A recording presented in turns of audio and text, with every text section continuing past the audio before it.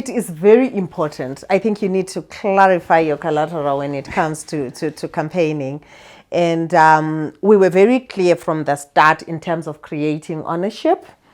All our billboards, all our information was well branded, and we were prepared to take ownership of the campaign, to face the consequences. We put the faces to the campaign, and we had to brand it accordingly. So it even took the public appearances. We knew people that were going to appear in those appearances in terms of ownership. So the branding and owning of both the successes and the failures was very clear for us in terms of building our campaign collateral.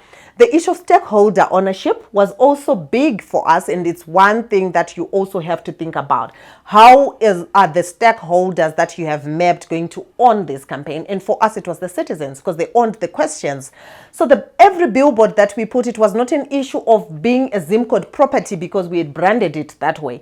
The citizens themselves were protecting and owning it in terms of the question that we had put. They felt they owned the question. So they kept and protected and guarded jealously to the question because they wanted to hear the response. They wanted the question to also stand.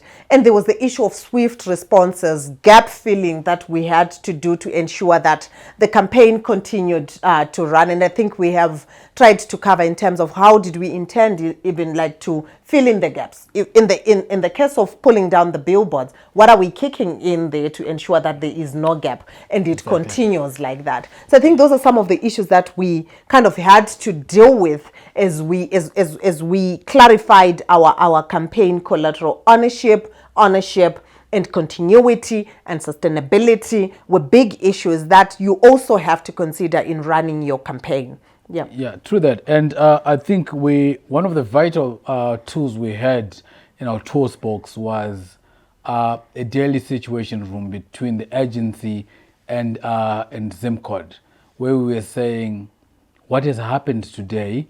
It was easy to get hyped when everything was working our way, but there are times when we faced so much